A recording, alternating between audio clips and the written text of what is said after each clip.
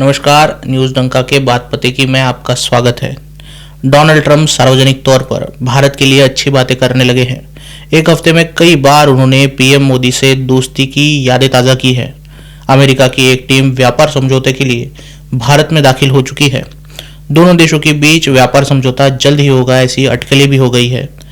ये सब देखकर दोनों देशों के संबंध फिर से पटरी पर लौटने लगे हैं, ऐसा कहा जा रहा है। लेकिन ट्रंप पर्दे के पीछे कुछ और ही खिचड़ी पका रहे हैं। ट्रंप की प्रेशर टैक्टिक से दुनिया का बच्चा बच्चा वाकिफ हुआ है। इसलिए ट्रंप भारत पर दबाव बनाने के लिए ऐसे तरीके अपना रहे हैं जिनका भारत खुलकर विरोध भी नहीं कर सकता। चाबहार बंदरगाह को सैंक्शन से दी गई छूट हटाने से लेकर H-1B वीजा का शुल्क बढ़ाने तक ट्रंप अपनी दो चालें चल चुके हैं। 2 दिन पहले अमेरिकी सरकार ने ईरान के चाबहार पोर्ट को IFCA यानी Iran freedom of counter proliferation act 2012 से बाहर निकाला है। अब 29 सितंबर से चाबहार पोर्ट पर भी अमेरिकन सैंक्शंस लग चुके होंगे। अगर कोई व्यक्ति अथवा संस्था इन पोर्ट्स में निवेश करता है या इनका संचालन करता है तो उस पर भी अमेरिकन सैंक्शंस लागू होंगे। अमेरिका इस बात से वाकिफ है कि ये पोर्ट भारत के लिए काफी जरूरी एसेट है। ये बंदरगाह हमें चीन के सीपैक प्रोजेक्ट और पाकिस्तानी ग्वादर बंदरगाह पर निगाहें बनाए रखने के लिए बेहद जरूरी है। भारत ने ईरान के इस बंदरगाह पर $250 मिलियन के निवेश के करार किए थे, जिनमें से $120 मिलियन भारत पहले ही निवेश कर चुका है।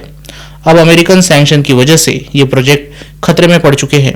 अमेरिका के फैसले पर भारत खुलकर दावा भी नहीं कर सकता कि अमेरिका भारत के साथ ज्यादती कर रहा है।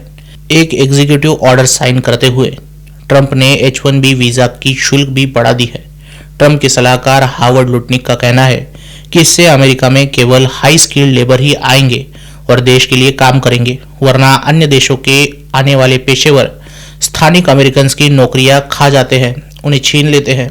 नए नियमों के तहत जिस कंपनी के एम्प्लॉय को H-1B वीजा की जरूरत होगी उस कंपनी को सालाना $1 लाख अमेरिकी सरकार की तिजोरी में जमा करने होंगे, तब जाकर विदेशी लोगों को अमेरिका में काम पर रखा जाएगा। इस फैसले से अमेरिका में काम करने वाले हजारों भारतीयों की नौकरियां खतरे में पड़ चुकी है। लेकिन अकेले अमेजॉन जैसी कंपनी में 10,000 विदेशी H-1B वीजा के तहत काम करते हैं। ऐसे ही Cognizant, Apple, Meta, TCS, Microsoft, इन सभी कंपनियों को भी झटका लगने जा रहा है। इन कंपनियों को हजारों की संख्या में टैलेंट्स को छोड़ना होगा और अब ये टैलेंट अपने देश में लौटेंगे और इन कंपनियों के प्रतिस्पर्धियों को लाभ पहुंचाएंगे। H-1B वीजा लेने वाले कैंडिडेट्स में 70% भारतीय होते हैं जो अमेरिका की बड़ी कंपनियों में काम करते हैं। उन कंपनियों को ऊंचाइयों तक ले जाते हैं और आने वाली तनख्वाह का कुछ हिस्सा रेमिटेंस के रूप में भारत भेजते हैं। इस रेमिटेंस पर भी ट्रंप सरकार ने टैक्स लगाया है। इस फैसले से ट्रंप अमेरिकन कंपनियों को नहीं बल्कि भारत को झटका देना चाहते थे, लेकिन झटका अमेरिकी कंपनियों को लगने जा रहा है। दुनिया भर की सफल कंपनियां स्किल्ड बेस्ड लेबर्स को अपने पास रखने के लिए हजारों डॉलर्स खर्च करती है। कुछ लाख डॉलर्स का अतिरिक्त बोझ भी ट्रंप के कारण इन कंपनियों के कंधे पर पड़ चुका है। ट्रंप के इस H-1B वीजा के दाव के बाद अमेरिका में काम कर रहे हजारों भारतीय अपनी नौकरियां खो सकते हैं। उन्हें भारत लौटना होगा, लेकिन अब सवाल उठता है क्या भारत में इनके रोजगार की व्यवस्था होगी? जवाब है हाँ।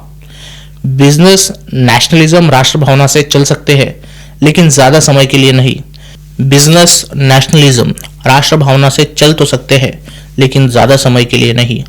बिजनेस नाम की कार मुनाफा नाम के पेट्रोल से चलती है और मुनाफे का एक उसूल है कि खर्च कम करो।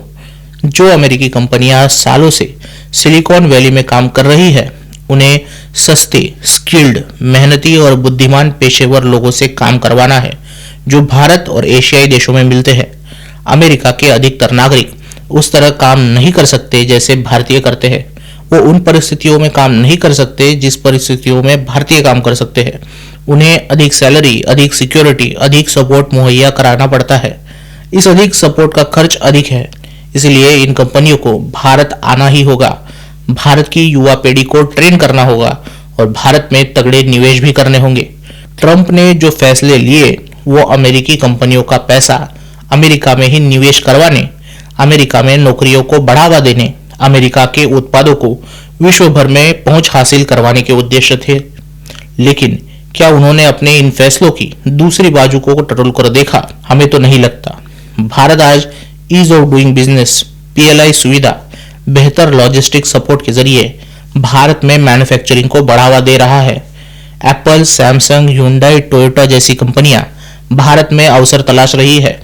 वहीं अमेरिका से बाहर फेंके जाने वाला टैलेंट जब भारत लौटेगा, तब सिलिकॉन वैली में बसी कंपनियों को भी भारत में आना होगा।